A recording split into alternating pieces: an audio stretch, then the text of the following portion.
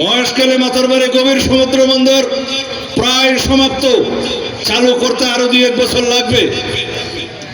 এখানে রেল যাবে, মাতারবাড়ি থেকে সংযোগ সড়ক যাবে। সেটা যদি বন্দর হয়, শহর হবে কোনটা? চকরিয়া। মহেশখালী বন্দর হলে শহর নগর কোনটা? এই হবে আমাদের স্লোগান। সেই শহর নগর কারা করতে পারবে? বিএনপি নাকি অন্য কেউ স্বপ্নটা মতো? ঠিক আছে, বিএনপি যদি আল্লাহ রহমতে সরকার গঠন করে, যে বন্দর আওয়ামী লীগের কারণে এই 10-12 বছর থেকে গেছিল, সেটা 2 বছরের ভিতরে কার্যকর করে পূর্ণাঙ্গ সমুদ্র বন্দর এবং এই চকরিয়া খোটাখালী থেকে শুরু করে সমস্ত অঞ্চল, উপকূলীয় অঞ্চল, পেকুয়া সহ পুরাটা হবে শহর। তার সাথে কি কি অবকাঠামো লাগবে? এখান থেকে এই কক্সবাজার চট্টগ্রাম মহাসড়ক থেকে সরাসরি সড়ক খোটাখালী শাপলাপুর জেটি হয়ে যাবে ইনশাআল্লাহ। চ্যানেল থেকে মাল নামবে, জেটি হয়ে এই মহাসড়ক হয়ে সমস্ত এলাকায় খাতুনগঞ্জ হয়ে যাবে, কোরবানীগঞ্জ হয়ে যাবে। চট্টগ্রামের বন্দর আমাদের এই বন্দরের তুলনায় অর্ধেকও না। এটা গভীর সমুদ্র বন্দর, আর ওইটা হচ্ছে শুধুমাত্র সমুদ্র বন্দর। ইনশাআল্লাহ এই দক্ষিণ এশিয়ার মধ্যে একটা গুরুত্বপূর্ণ অর্থনৈতিক একটা জংশন, একটা হাব হবে এই চকরিয়া মহেশখালী এই এলাকা। বিশেষ হয় আমি কখনো বিশ্বাস করার মতো কথা বলেছি অতীতে? ইনশাআল্লাহ আমি ওই স্বপ্ন দেখি না যে স্বপ্ন বাস্তবায়ন করা যায় না। আমি সেই কথাই বলি যেটা বাস্তবায়ন করা সম্ভব, এবং সেই প্রতিশ্রুতি দেই যেটা বাস্তবায়ন করে আপনাদের সামনে দেখানো সম্ভব। বায়বীয় এবং গায়বীয় কোনো কথা বলি নাই, অতীতের সামনে বলবো না ইনশাআল্লাহ। যে সমস্ত উন্নয়ন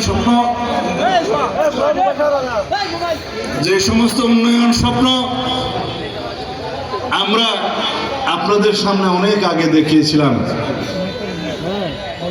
ভাগ্যের নির্মম পরিহাস।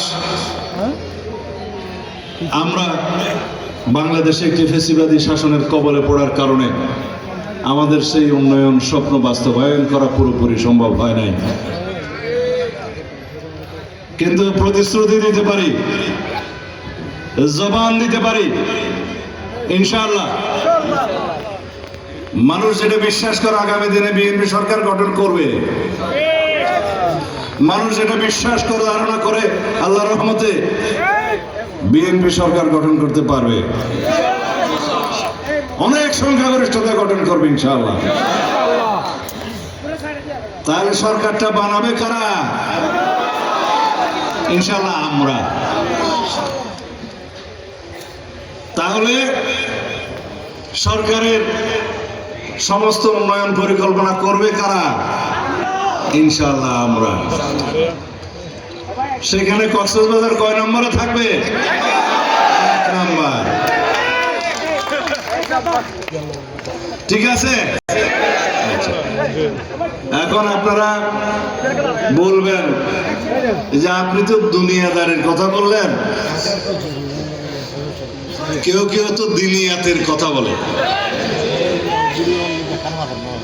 তো এই দুনিয়ার সমস্ত পরিকল্পনা, দেশের সমস্ত উন্নয়ন পরিকল্পনা, শান্তি শৃঙ্খলার সমস্ত পরিকল্পনা আপনাদের সাথে নিয়ে পরামর্শ করে সেরকম শক্তিশালী গণতান্ত্রিক রাষ্ট্র বিনির্মাণ করে বাংলাদেশে উন্নয়নের শক্তিশালী ভিত্তি রচনা করতে হবে।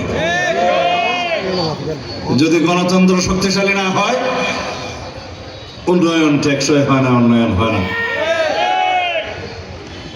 সেজন্য কেউ কেউ এখানে নাকি শুনেছি বলছে অমুক মার্কায় ভোট দিলে তরতরাইয়া বেহেস্তে যাবে। সেই রাস্তাটা কোনটা অবশ্য আমি জানি না। তো সেই মার্কায় ভোট দেওয়ার আগে যাদের মৃত্যুবরণ হয়েছে তাদের কি অবস্থা আল্লাহ মালুম। ধর্মের এইরকম অপব্যাখ্যা কোন সহি মুসলমানের পক্ষে দেয়া সম্ভব নয়। দুনিয়াদারির জন্য দিনকে বিক্রি করে দেয়া, ধর্মকে বিক্রি করে দেয়া নাজায়েজ। আমরা এদেশের ৯০-৯২% মানুষ আমরা প্রকৃত পক্ষে আখির নবী রাসূলুল্লাহ সাল্লাল্লাহু আলাইহি ওয়াসাল্লাম হযরত মুহাম্মদ মুস্তাফা সাল্লাল্লাহু আলাইহি ওয়াসাল্লামের প্রদর্শিত মদিনা ইসলামের অনুসারী। এখানে যারাই সাহাবীদেরকে অনুসরণ করে রাসূলুল্লাহ সাল্লাল্লাহু আলাইহি ওয়াসাল্লামকে অনুসরণ করে জীবন যাপন করবেন, সেই পন্থা অবলম্বন করার আমরা বিশ্বাস করি এবং সবাইকে নসিহত করি। এখানে কি কোথাও আছে দুনিয়াতে কোনো মার্কায় ভোট দিলে কেউ আখেরাতে এটা পাবে? কিভাবে বলে? কেউ বলে যে এইবার ইসলামের পক্ষে একটা ভোট দেন। আর ভাই ইসলাম কি ভোটে দাঁড়াইছে নাকি? এখানে কত কত ইসলাম আছে, নুরুল ইসলাম, ফখরুল ইসলাম, অমুক ইসলাম।